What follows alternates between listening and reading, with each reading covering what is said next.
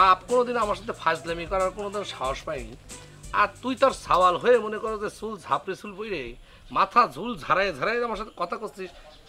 আমারে না একজনটা খুব মনে ধরিছে, কিরাম করে যে তার মনটা আমি জয় করব সেটাই বুঝতে পারতেছি না। কিরাম করে আবার কবি? সরাসরি অ্যাটেম নিয়ে ফেল। কি দেখিস চোখ দিয়ে যে ইশারা করলি ওকে, সেটা আমি দেখলাম না। ও চোখের ইশারা কথা করছিস? আরে না, চোখের মধ্যে হঠাৎ করে মানে মশা ঢুকেছে বুঝিস। চাচা জয়নালের পাখাটা না ভাঙলে হচ্ছে না। সেদিন আবার লাঠি নিয়ে আমাদেরকে ধাওয়া করেছে। কোনদিন আবার দেখা যায় যে আপনাকে ধরে টানাটানি শুরু করে দেয়। ঝগড়া করার মতো বোকা মানুষ আমি না। 40 বছর ধরে যে জ্বালানি জ্বালাচ্ছ, নতুন করে ঝগড়া করে কি আবার জ্বালানির পরিমাণ আমি বাড়াবো নাকি? শোনো, আমার এক বান্ধবীর নতুন বিয়ে হয়েছে, শুনেছি তার জামাই নাকি চরম আলসিয়ে ছিল, যেটা বলে আলসিয়ের ঘরের আলসিয়ে। কিন্তু বিয়ের কয়দিন জাতি না জাতি নাকি ঘোড়ার মতো দৌড়াচ্ছে। সুপার! আমি পড়েছি শখের করাতে নিছি, এদিক গেলেও বিপদ, ওদিক গেলেও বিপদ।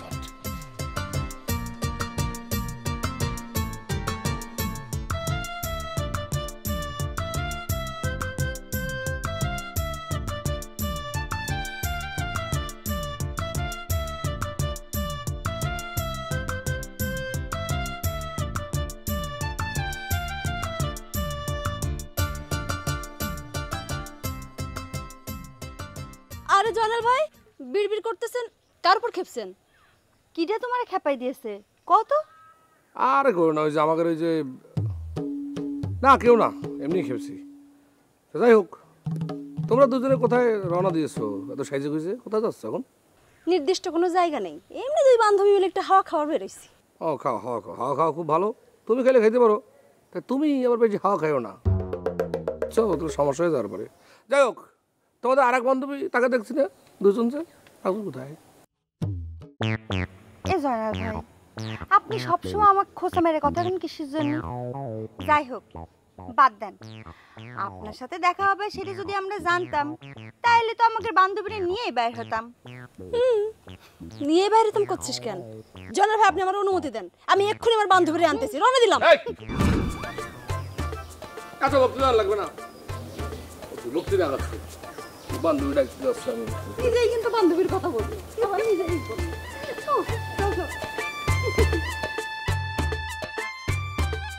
আমার কতক্ষণ মন দিয়ে শুনে সবাই।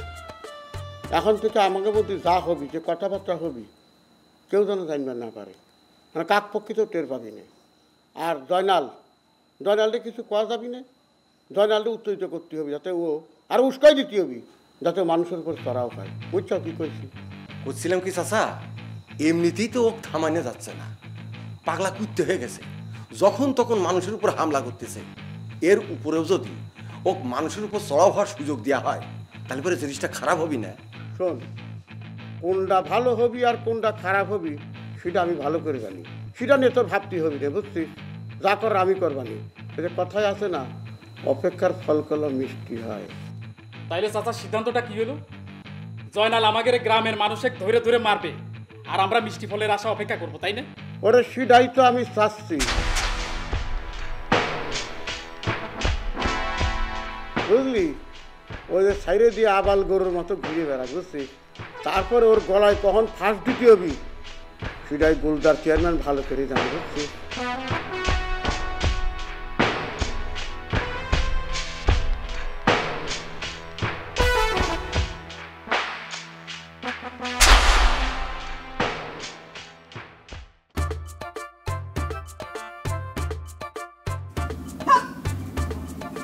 বেলা এখনো কতটা পড়ে আছে দেখেছিস? হ্যাঁ, মাথা মোটা জয়নালটা কথাটাই বার্তা নাই, খেলার আসর ভেঙে চলে গেল। সেজন্যই তো করছিলাম যে তিনজনে মিলে একটা দান খেলি, তা না লাভ দিয়ে উঠে চলে আসলা। ওরে স্যাংরা, খেলাকে একটা মুড লাগে, বুঝলি? মুড লস লেখা গেলি খেলাটা হয় না, দুধের স্বাদ ঘোলে মেটে না, এটা তো বুঝতে হবে। না করছিলাম যে তিনজন যখন ফ্রি ছিলাম তখন বসে খেললে আমাকে টাইম দিয়ে যাইতো আর কি। আরে কি বুঝছিস তুই? ওর কি বয়স হয়েছে খেলা বোঝার? হ্যাঁ, খেলার একটা ফিলিংস লাগে, খেলার ফিলিংসটা বুঝতে হয়, ঠিক আছে? খেলার ফিলিংসটা তো বুঝতে হবে। ঘটনা হচ্ছে যে দুধ আর ঘোলের প্রসঙ্গ যখন টানিছিস, হ্যাঁ, দুধের স্বাদ কোনটা, ঘোলের স্বাদ কোনটা, দুটো আলাদা আলাদা বোঝার পরই তো বুঝতে হবে যে দুধ আর ঘোলের পার্থক্যটা কি। ওক বুঝবি, ও নাম খালি বাবু, কিন্তু ওই যে গায়ে গতরে দামড়া হয়েছে ওখানে বাবুই আছে। এত আন্ডার এস্টিমেট করার কিছু নেই রে বাবু রে, এসে ইসরে পাকা। ঠিক আছে, যখন বুঝতে পারবে মাথা চুল আর চুল থাকবে না, সব চুল কিন্তু সে ফেলাই দিতে পারে। আন্ডার এস্টিমেট করার কিছু নাই, আমি বুঝি। ভাই দুধ আর গোল, দুধ সাদা গোল সাদা, পার্থক্যটা কোন জায়গায় এই বুঝলো, পার্থক্য আছে কোনো? চলে যাচ্ছিস কেন? আমার সাথে ভাই বলছে যে দুধ আর গোল একই জিনিস, তোমার মতো না। হ্যাঁ কি ভাই ওই আছে না, তো দুধ আমি দেখাচ্ছি, দুধ খাবে না ভাই, একমত। সুইটি সুইটি, এই বাজারের ব্যাগটা নিয়ে যেত মা।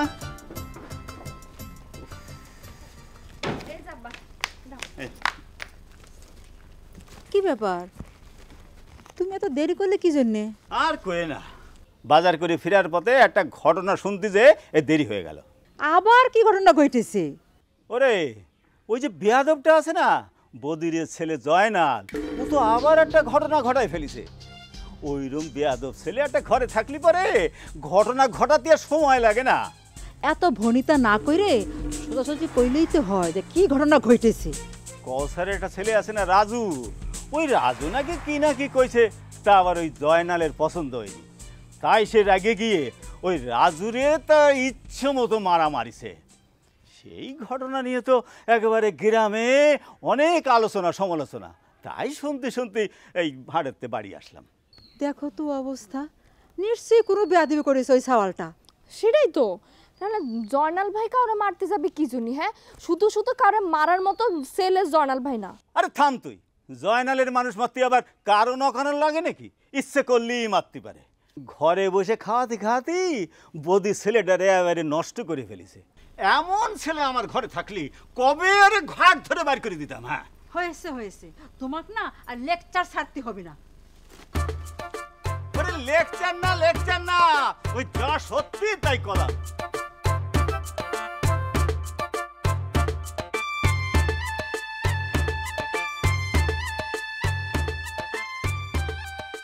জয়নাল ভাই আবার সে একই কাজ করেছে। এত করে বলার পর এই লোকটারে না আমি পথে আনতে পারলাম না। আল্লাহ জানে কবে তার একটু বিবেক বুদ্ধি হবে।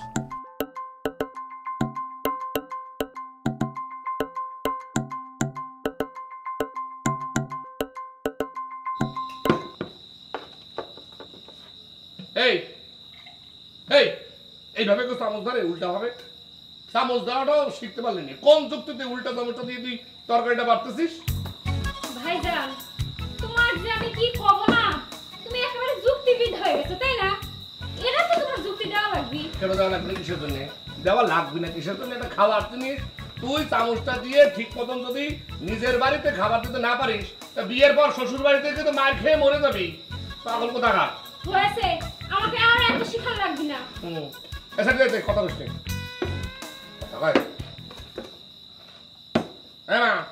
তোমার মায়েকে শিখাও, বুঝছাও? না শিখালে কিন্তু পরে কিন্তু একদম না খেয়ে মরে যাবে। কয়ে দিলাম। এত কথা করছিস কিসের জন্য? থামে তো।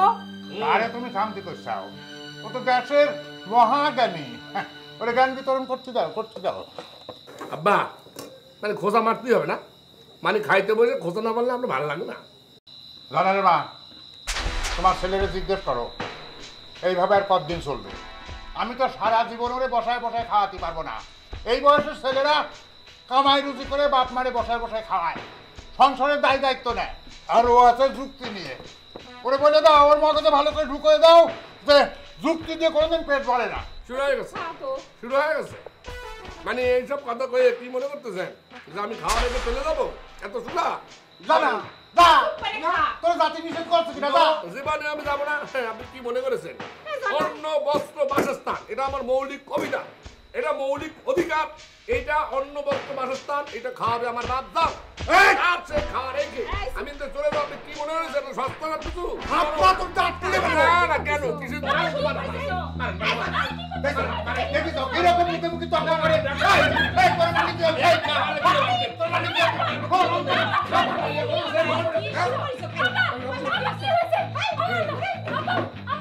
আরে কিছু নেই, আমি ধরে যাও।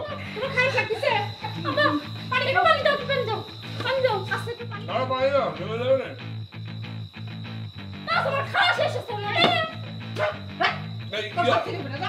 না না ভালো হয়েছে শরীরটা খুব ভালো হয়েছে মানে একদম পারফেক্ট জিনিস দিয়ে রান্নাটা হয়েছে যান একটু রেস্ট নেন শুয়ে বলেন তারপর সব ঠিক হয়ে যাবে ডাল কোথায় ডাল কই খাওয়া ডালটা তো কিন্তু খাই মজা আছে মাঝে মাঝে মনে হয় জীবনে বোধহয় অনেক বড় পাপ করেছিলাম, তাই আল্লাহ আমাদের এইভাবে শাস্তি দিচ্ছে। শুধু শুধু এসব ভাইবে নিজের কষ্ট দিচ্ছ কিসের জন্য? আমাকে জয়নাল এখনো ছোট, ঠিক মতো বুদ্ধি শুদ্ধি হয়নি, হলি পরে ইরাম করতে পারে? কম বাপের সাথে ইরাম ব্যবহার করে? ভাবি কি আর সাথে জয়নালের মা? আমাদের জয়নাল জয়নাল তো কেন বুঝতে পারে না যে আমি আগের মতো কাজকর্ম করতে পারি না। ওর তো এখন সংসারের দায়িত্ব নেওয়া উচিত, তা না করে ও বাড়িতে বসে বসে ঘুরে ঘুরে খায় আর মানুষের সাথে মারামারি করে। এইসব করলে ওর ভবিষ্যৎটা কি? আমাদের একমাত্র ছেলে, ওর এইসব কাজ কাম থেকে আমার সহ্য হয় না, আমি মেনে নিতে পারি না জয়নালের মা। আচ্ছা, তুমি এসব ভাইবে ভাবে প্রেশার বাড়ায় কোনো লাভ আছে? আর যা হয়েছিল, যদি কোনো দুর্ঘটনা ঘটে যেত, একবার ভেবে দেখেছো কি হতো? কি আর হতো, আমি মরে যেতাম, আর মরে গেলেই মনে হয় বেঁচে যেত। হয় তুমি তো মরে যায় বাঁচতে, আমাকে কি হতো? আমি জয়নাল আর পাপিক নিয়ে কিরাম করে থাকতাম, হ্যাঁ কিরাম করে বাঁচতাম, এটা কি বাঁচা হইতো তোমাকে ছাড়া? খবরদার আজকের পর জীবন আর কোনোদিন মরার কথা কমানা করে দিব। তুমি যদি মরার কথা কো তাহলে আমি কোনে যাবো? আমি কার কাছে যাবো?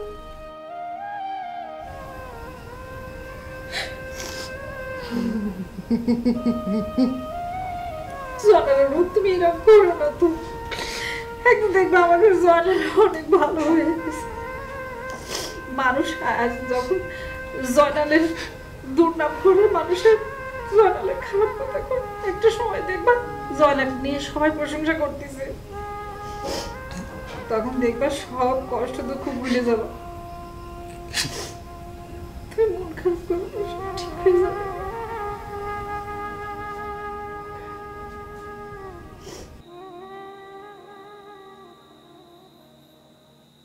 বাপরে আয় বাপরে, জি ভাইজান। এদিকে আয়, বস।